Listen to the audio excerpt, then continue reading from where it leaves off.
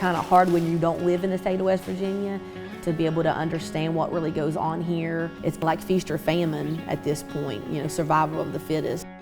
West Virginia, a state home to idyllic rolling hills, scenic mountaintops, and more than 1 million residents. But look a little closer, and you might see something very different. The state that once housed a robust coal mining industry and supplied 27% of America's coal is today the fourth poorest state in the country, with rampant food insecurity and a deadly opioid crisis. And that was before the pandemic. I pulled myself up by the bootstraps so many damn times that I've ripped them off. I have 2 jobs and a bachelor's degree, and I struggle to make ends meet. Today, West Virginia is a state where 17% of the population relies on food stamps to survive. 2 food banks are tasked with feeding 1 in every 7 adults and 1 in every 5 children. It's a place where being poor and without food is pretty much accepted as the norm. So what happens when a state like this gets hit by a pandemic?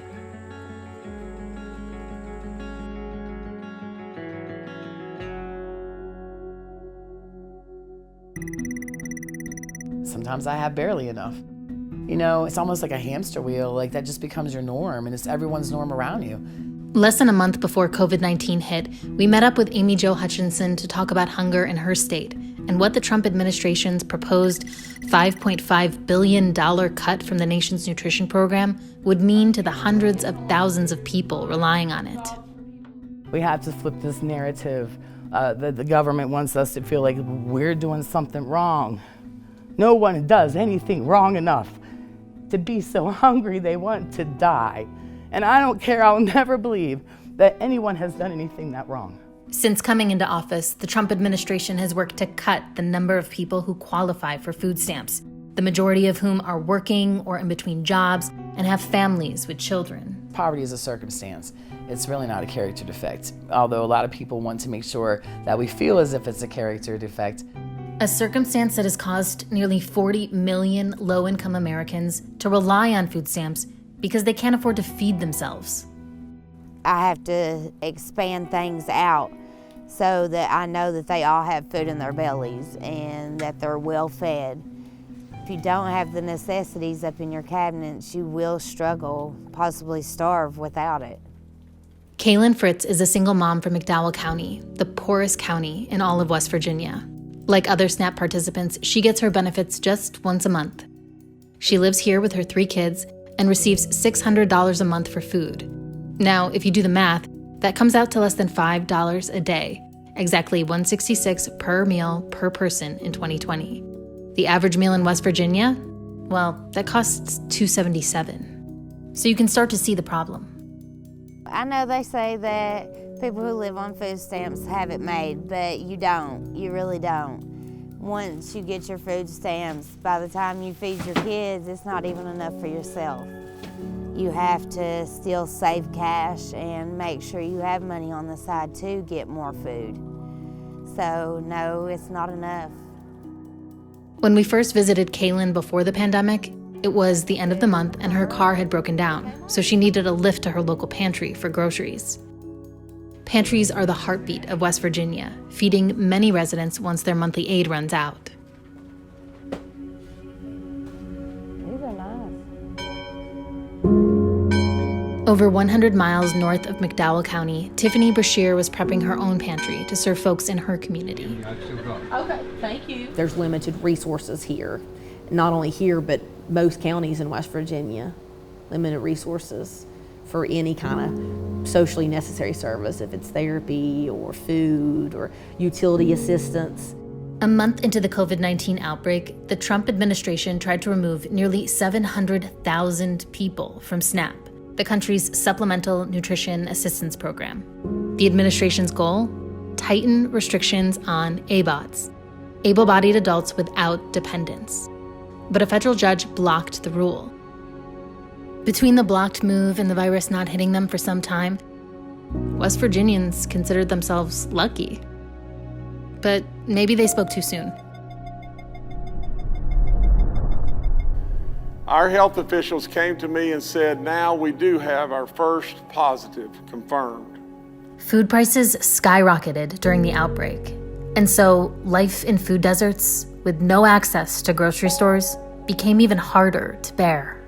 We're seeing an increase of people outside the geographic of who we normally serve. Single moms, working parents, grandparents. We have a lot of grandparents coming to get food for their grandchildren because they're raising them and they're on a just set income. There's just a lot of emergency and a lot of immediate need now, and that has increased threefold at times. Whereas before, I was dealing with a few hundred people in an area that was struggling with food access, and now there may be 1,000 people in the same area that had the same struggles, especially families with children. Once COVID-19 hit West Virginia, welfare programs actually helped in ways they hadn't before. SNAP applications, which normally take time to process, were suddenly being waived. Recipients who previously had to show proof of their work hours were now getting cleared for the full amount. West Virginia is in such bad shape that any little tiny thing like that is going to make a huge ripple. But that doesn't mean that everything's been easy. Populations that we don't talk a lot about are the working class people and the ones who make too much money to receive assistance, but they don't make enough to get by. And those people are the ones that were very hard hit this time. That's because there's also this phenomenon called the cliff effect. Here's what it looks like. Imagine you're a SNAP participant. You have a vehicle and you're making the monthly 80-hour work requirement.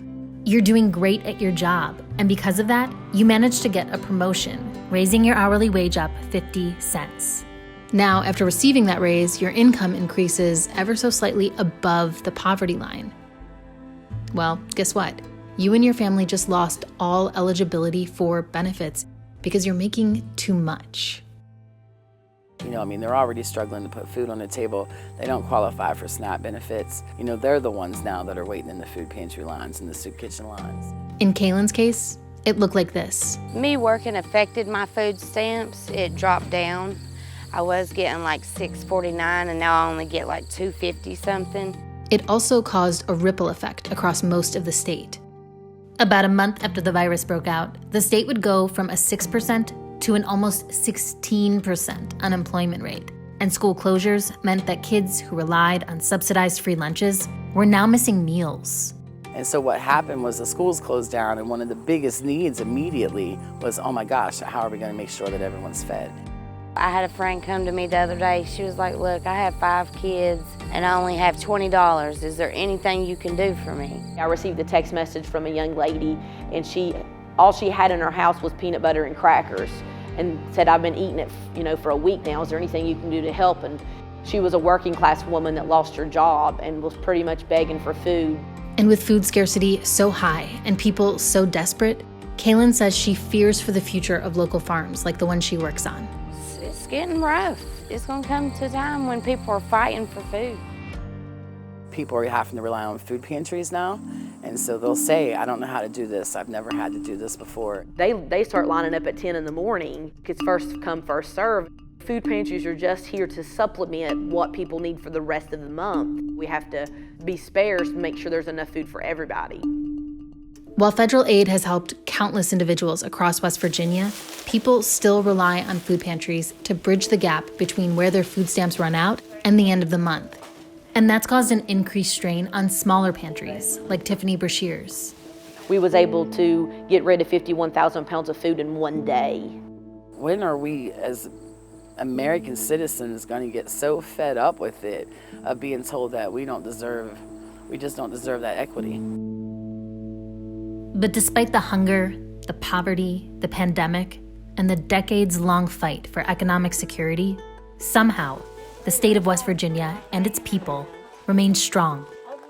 And it's this strength that has unified the state and its communities. Somebody struggling with food, but they know their neighbor needs food, they would rather give to their neighbor than eat it themselves. So West Virginia people's really good about taking care of one another. It may be a small town, a small ghost town, but at the same time, you do have your community to rely on. I really hope I get to see it, but I really think that things are going to turn around. We just have an awful lot of heart. And right now, it just happens to be breaking.